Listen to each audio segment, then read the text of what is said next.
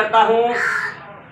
मैं फर्रुखाबाद जिले के कस्बा कमालगंज के ग्राम गदरपुर में बैठा हूँ, जहाँ जिला पंचायत चुनाव का माहौल गर्म है और करीब ये गदनापुर जो ग्राम पंचायत है इसमें 4-5 गांव लगते हैं। लगभग 12 प्रत्याशी प्रधानी के चुनाव में लड़ रहे हैं और आज मैं पूर्व प्रधान के घर पर आया हुआ हूं और वो यहाँ मेरे पास बैठे हैं, उनके समर्थक भी हैं। तो आइए हम जानते हैं ग्राम समाज में विकास और उनके मुद्दे वो इस वक्त प्रत्याशी के रूप में खड़े हुए हैं और प्रधानी का चुनाव लड़ रहे हैं। आइए हम उनसे बात करते हैं, जानते हैं उनके मुद्दे और विकास की क्या प्रक्रिया रहेगी। सर, पहले तो आप अपना नाम बताएं। नरवर सिंह यादव जी, आप पूर्व प्रधान भी रहे। जी जी जी। तो विकास का क्या दायरा रहा आपके दौर में? साहब, मैं सन 2005 से लेकर 2015 तक प्रधान सभाओं का रहा जी। उसमें मैंने अपने गांव में पंचायत घर बनवाया जी।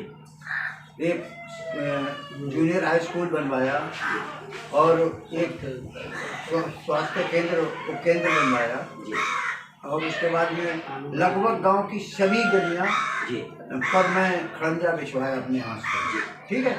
और उसके बाद में मैंने गांव में 400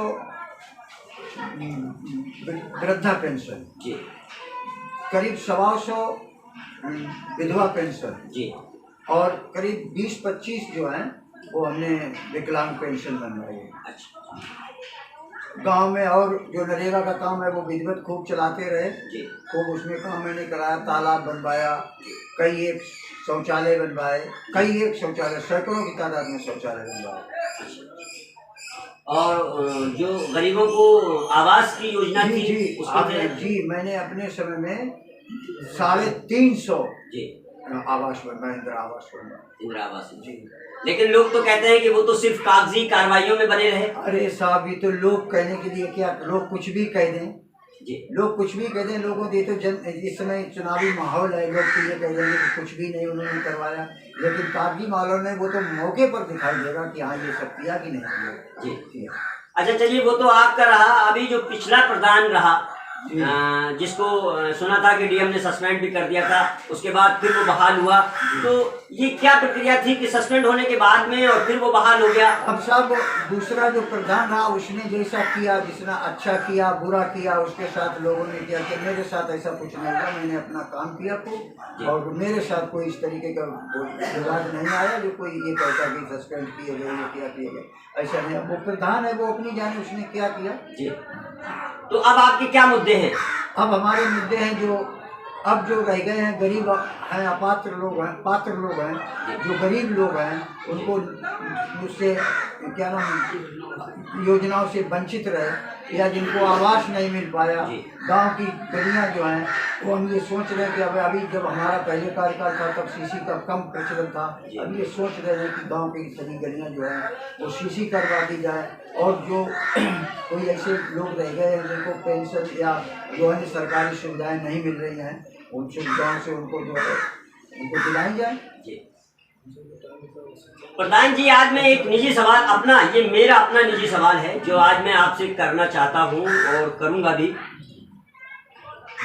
मैं जब यहाँ छोटा था, मैं भी यहीं का बाशिंदा हूँ, मैं जब छोटा था तो मैं देखता था कि तमाम उधर हार में बचत की जमीनें जो थी पड़ी हुई थी, जिसमें हम लोग कभी भैंस चराया करते थे, खेलते भी थे, वो एक खेल के मैदान के रूप में थे।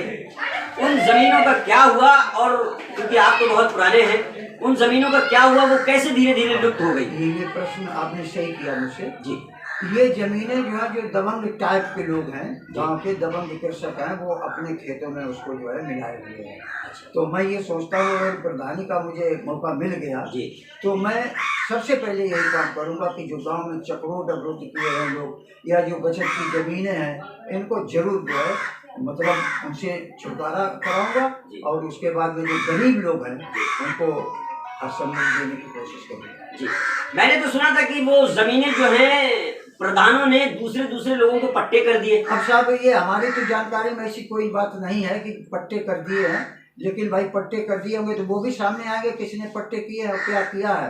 तो उस पर भी अगर कोई अनैतिक पट्टा है, कोई इस तरह की कोई बात है, तो उसको जो है हम ये कोशिश करेंगे कि इसको पट्टे जो पात्र लोग जी। हैं, अपात्र हैं, उनको मिले, पात्रों को नहीं मिले। जी, क्योंकि देखिए यहाँ बच्चों की सबसे बड़ी जो समस्या है वो खेल समस्या है। जी। खेल के लिए एक भी मैदान यहाँ उपलब्ध नहीं है। बिल्कुल सही बात कही है, खेल का कोई मैदान हमारे यहाँ नहीं है। जी। और अभी हमारा तो इतना इसमें जो है हमारा ध्यान है कि अभी जब हम इलेक्शन में उतरे हैं तो हमने ये देखा कि बच्चे जो है खेलने, तो जगह जगह हम बच्चों को जो है इस तरीके से प्रोत्साहित करते हैं, कुछ उनको जो है सामान देते हैं। और यदि प्रधान बन गया तो मैं ये वादा करता हूँ कि बच्चे को लिए मैं खेल का मैदान जो है उसको जरूर स्टेडियम टाइप से बनवाने का प्रयास। प्रधान जी, आप भावी प्रधान हैं, यहाँ शिक्षा का क्या रेशो रहा है? हाँ, शिक्षा का रेशो ये है साहब, शिक्षा का तो मैं स्वयं पेशे से भी शिक्षक ही रहा जी। और शिक्षा के प्रति मेरा इतना लगाव है कि हम जो है ये प्रधानी के बाद में, उसके बाद भी जितना भी फुर्सत का, अब भी मेरे पास 40 बच्चे जो है मैं फ्री उनको शिक्षा देता हूँ, पढ़ाता हूँ। और मैं ये मेरी हार्दिक इच्छा है कि मेरा गांव का एक बच्चा जो है वो पढ़ा लिखा हो। तो यहाँ आपकी ग्राम सभा में कितने गांव लगते हैं? हमारी ग्राम सभा में 4 गांव हैं। 4 गांव। कौन कौन से हैं? गदनपुर जी, और ये देवराजपुर जी, और अहिमा और पसई नगरा। पसई नगरा, अहिमा और पसई नगरा आपका है। तो आप स्वयं खड़े हैं या कोई और? हाँ, स्वयं है। आप स्वयं खड़े हैं। लेकिन सीट तो महिला सीट है? नहीं, महिला नहीं, महिला नहीं है, आप स्वयं खड़े हैं। तो अब आप जनता से, ग्राम सभा के लोगों से वोट मांगने की अपील कर सकते हैं। आप क्या क्या कहना चाहेंगे? किस तरीके से मांगेंगे आप? बीच में मैं जब जाता हूँ तो मैं जनता से ये कहता हूँ कि भाई मेरा पूर्व के कार्यकाल में मेरा जो विकास हुआ है उसको ध्यान दो। दूसरी बात, मेरे और जो मैंने काम किए उसकी तरफ ध्यान देकर मुझको वोट दीजिएगा। और सबसे बात यह है कि मेरे आचरण पर देखकर, मेरी लगनशीलता, कर्मठता के ऊपर देखकर आप वोट दीजिए। जी, ये थे गदनपुर, देवराजपुर, अहिमा, पसई नगरा के पूर्व प्रधान और इस वक्त भावी प्रधान प्रत्याशी के रूप में खड़े हैं। और यहाँ तक इन्होंने जो बताया है वो चुनाव निशान इनका, आपका चुनाव निशान क्या है? कन्नी। कन्नी चुनाव निशान है। और ये अपील करते हैं कि अगर इनके विकास पूर्व कार्यों को देखते हुए आप इनको ज्यादा से ज्यादा वोट दें और एक बार इनको मौका और दें ताकि जो बाकी रहा विकास वो ये करा सके। धन्यवाद। मैं क्यूपी न्यूज से अरशद वारसी, फर्रुखाबाद।